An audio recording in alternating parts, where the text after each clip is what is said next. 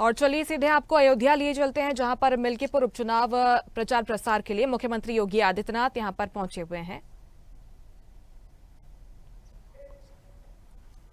प्रदेश के खाद्य और रसद विभाग के मंत्री श्री सतीश शर्मा जी,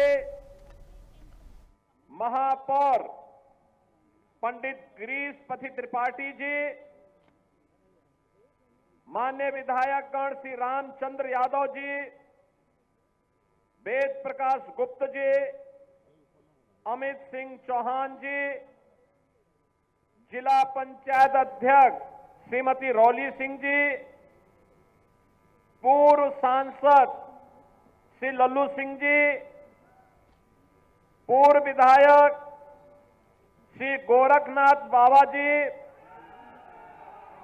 पूर्व विधायक श्री रामू,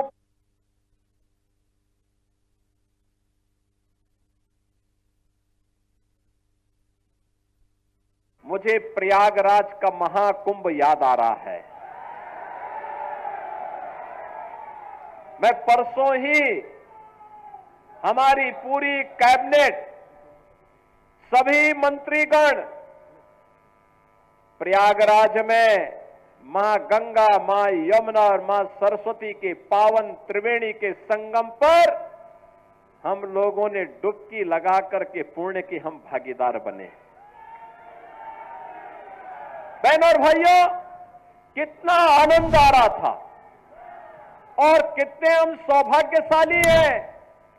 बिना भेदभाव के, बिना किसी बाधा के हमारे प्रदेश उत्तर प्रदेश में इस सदी की 144 वर्षों के बाद इतना पावन क्षण हमारे सामने आया कि हमें प्रयागराज के महाकुंभ में स्नान करने का सौभाग्य प्राप्त होकर के देश और दुनिया से आने वाले श्रद्धालुओं को उनकी सेवा करने का सौभाग्य प्राप्त हो रहा है।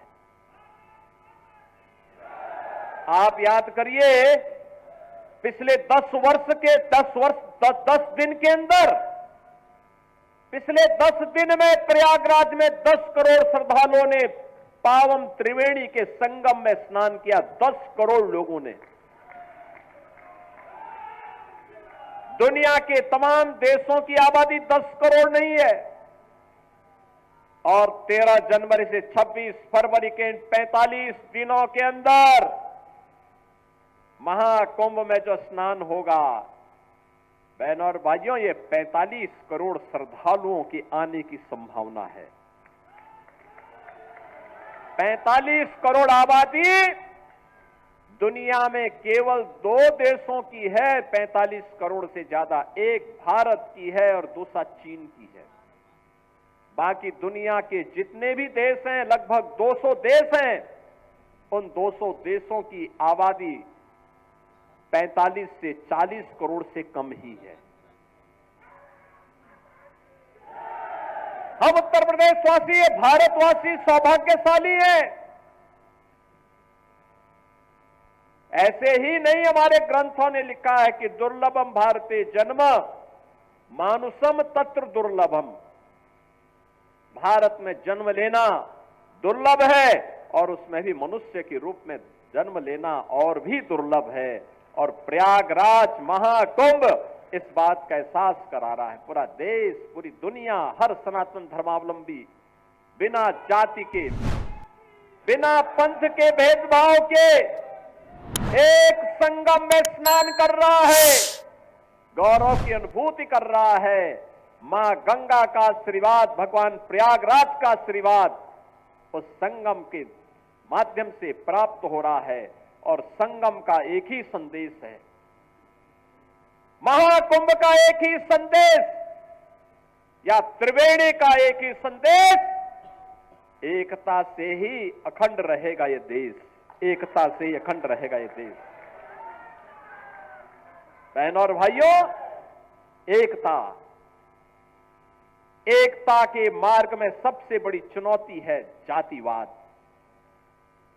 सबसे बड़ी चुनौती है परिवारवाद। और आज उसी परिवारवाद पर प्रहार करने के लिए मैं आपके पास आया हूं। उसी जातिवाद पर प्रहार करने के लिए मैं आपके पास आया हूं, आपसे अनुरोध करने के लिए, आपसे अपील करने के लिए। आपके विकास में बाधा है ये परिवारवाद और जातिवाद की राजनीति। आपके विकास में बाधा है ये बांटने की राजनीति। आपकी आस्था के साथ खिलवाड़ है परिवारवाद की राजनीति और जातिवाद की राजनीति। ये जातिवाद की राजनीति वे लोग कर रहे हैं, ये परिवारवाद की राजनीति वे लोग कर रहे हैं जिन्होंने केवल और केवल अपने परिवार की चिंता की, जनता जनार्दन की चिंता नहीं की। किसी दलित, किसी वंचित, किसी पिछड़ी जाति के व्यक्ति का, किसी का भी इन्होंने कभी उत्थान नहीं किया। ताजा खबरों के लिए लाइक, फॉलो और YouTube पर सब्सक्राइब कर बेल आइकन दबाएं। साथ ही ताजा अपडेट्स के लिए स्वदेशलाइव.com पर विजिट करें।